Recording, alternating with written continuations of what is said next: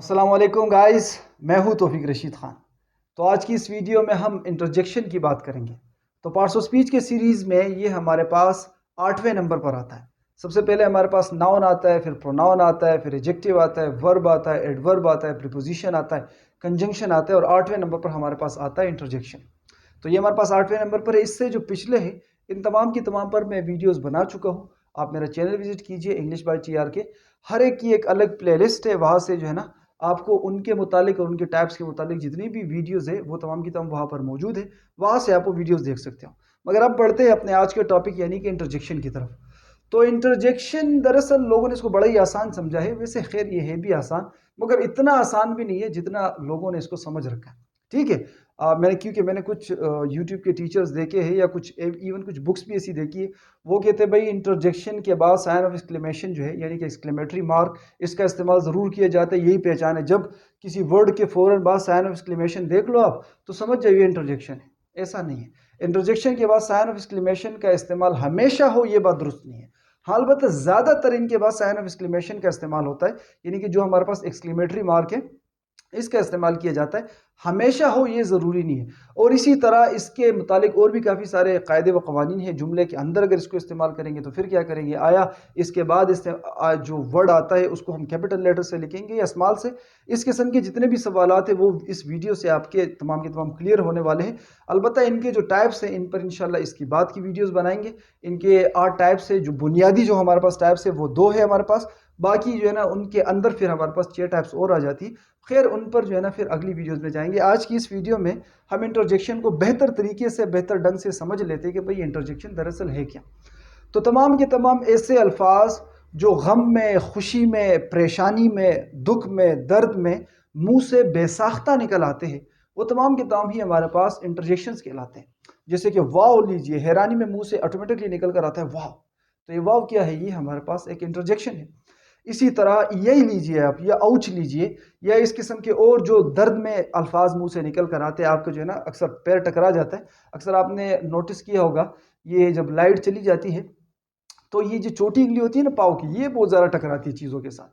جب یہ ٹکراتی ہے اور منہ سے جو آپ کی آواز نکلتی ہے تو وہ آواز ہمارے پاس انٹرجیکشن ہے۔ انٹرجیکشن دیکھو، انٹرجیکشن ہمارے پاس ضروری نہیں کہ تمام کے تمام صرف آوازیں ہی ہو یا ایسے ورڈز ہو کہ جن کا ہمارے پاس گرامر سے تو خیر انٹرجیکشن کی وجہ سے بھی کوئی واسطہ نہیں ہوتا، یہ بات یاد رکھو، ٹھیک ہے، بڑی اہم بات ہے۔ انٹرجیکشن کا گرامر سے کسی قسم کا کوئی واسطہ نہیں ہوتا۔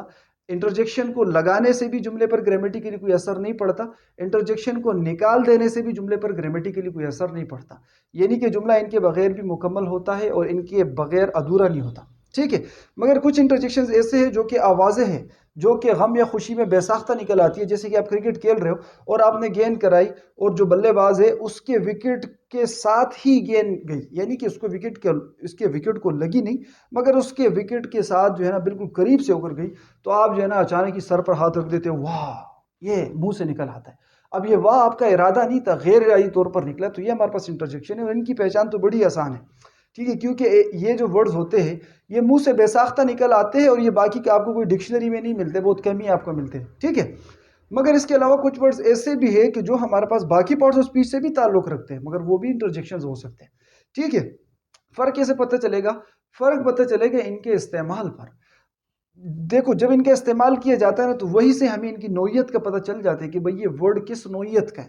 وہ آگے میں آپ کو اگزامپل سے سمجھانے والا ہوں، آپ بہتر طریقے سے سمجھ پاؤ گے کہ کس طرح جو ہے نا ایک ورڈ ہمارے پاس انٹرجیکشن ہوتا ہے۔ تو انٹرجیکشنز ایسے ورڈز بھی ہوتے ہیں جو منہ سے بے ساختہ نکل آتے ہیں، جن کا الفاظوں کے ذخیرے سے کوئی واسطہ نہیں ہوتا، اور انٹرجیکشنز ایسے ورڈز بھی ہوتے ہیں جن کا ڈکشنری سے تعلق تو ہوتا ہے، لینگویج سے جن کا تعلق تو ہوتا ہے، مگر پھر بھی وہ منہ سے بے ساختہ نکل آتے، باوجود اس کے کہ وہ ہوتے ہیں پھر بھی وہ منہ سے بے ساختہ نکل آتے، تو وہ بھی ہمارے پاس انٹرجیکشنز کہلاتے۔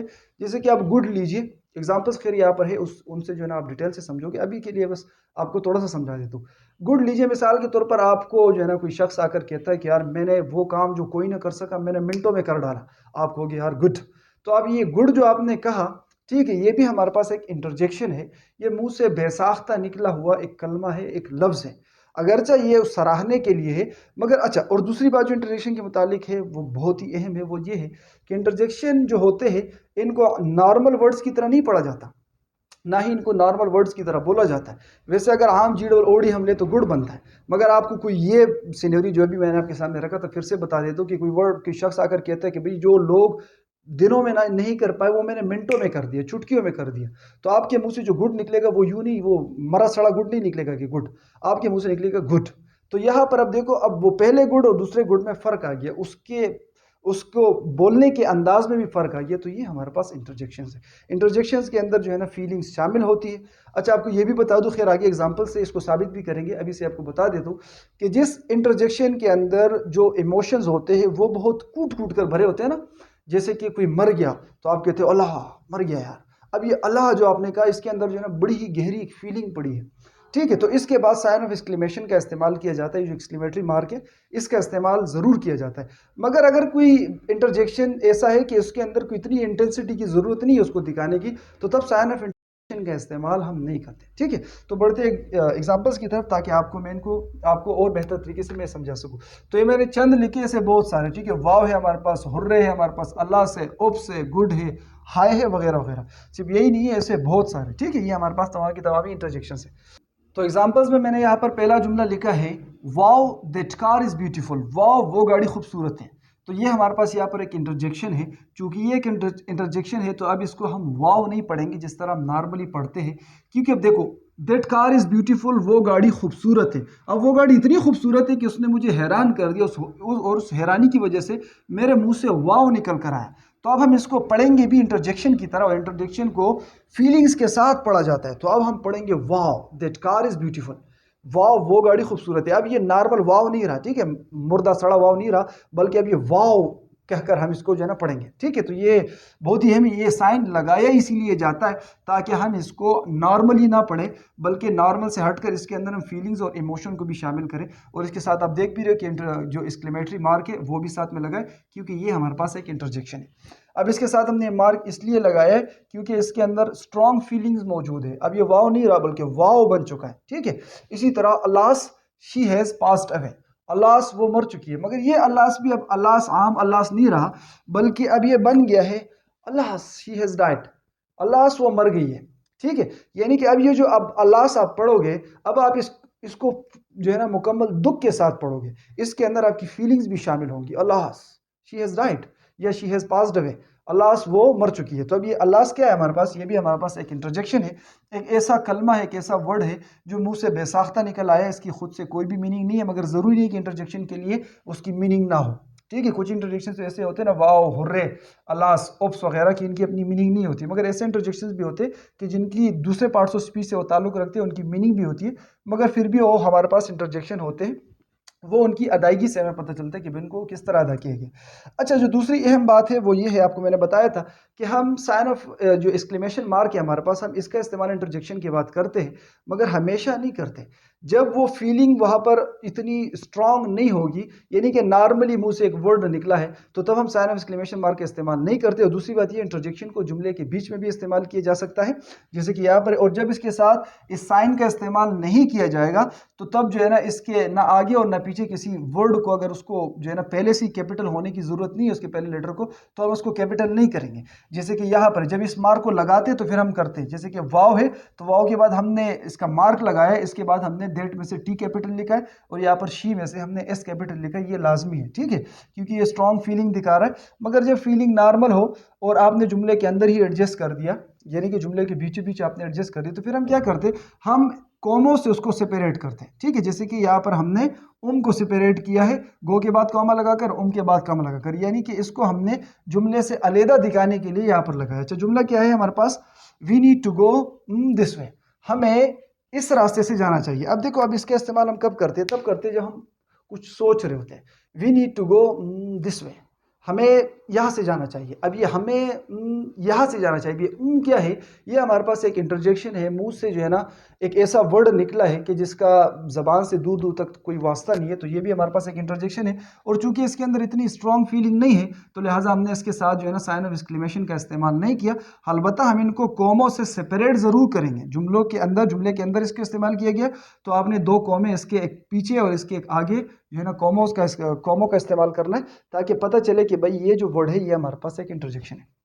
اسی طرح اب انٹرجیکشن جو ایسے انٹرجیکشنز کہ جن کا استعمال سوال پوچھنے کے لیے بھی کیا جائے، یعنی کہ انٹرجیکشن تو ہوتے منہ سے بے ساختہ نکلتے، مگر ساتھ ہی ساتھ ان کے ساتھ جو ہے نا سوال بھی منسلک ہوتا ہے، وہاں پر سوال بھی پوچھا ہوتا ہے، تو تب ہم ایکسکلیمیٹری مارک کا استعمال نہیں کرتے بلکہ سائن آف انٹروگیشن کا استعمال کرتے. جیسے کہ یہاں پر ہمارے پاس oh really I did not know that, oh really مجھے یہ پہلے پتہ نہیں تھا. یعنی کہ آپ کو کسی شخص نے کوئی بات بتائی اور آپ کو وہ بات پہلے پتہ نہیں تھی، تو آپ کو کہ او ریئلی، او واقعی، آئی ڈڈ ناٹ نو دیٹ، مجھے یہ پتہ نہیں تھا. یعنی کہ اس سے پہلے جو آپ نے ابھی جو بتایا، اس سے پہلے مجھے یہ پتہ نہیں تھا. اب یہ او ریئلی جو ہے یہ بھی حیرانی والا کلمہ ہے، حیرانی میں منہ سے نکلا ہے، اور اس کے ساتھ یہ بھی ہمارے پاس ایک انٹرجیکشن کہلایا. مگر کیا ہوا یہاں پر ہم نے اس کے ساتھ سائن آف انٹروگیشن کا استعمال اس لیے کیے کیونکہ یہ یہاں پر سوال پوچھنے کے لیے بھی اس کا استعمال کیا گیا. دیکھو یہ منہ سے بے ساختہ نکلا ایک کلمہ تو ہے، انٹرجیکشن تو ہے، مگر اس کے ساتھ ساتھ انٹرجیکشن ہونے کے ساتھ ساتھ یہ سوال پوچھنے کے لیے بھی کیا گیا. ٹھیک ہے کہ واقعی یس یا نو میں آپ اس کے جواب دے سکتے ہو، پر البتہ اس کا جواب دینا اتنا ضروری نہیں ہوتا. آپ دو تو اچھی بات ہے، نہ دو تو بھی ٹھیک ہے. صحیح ہے.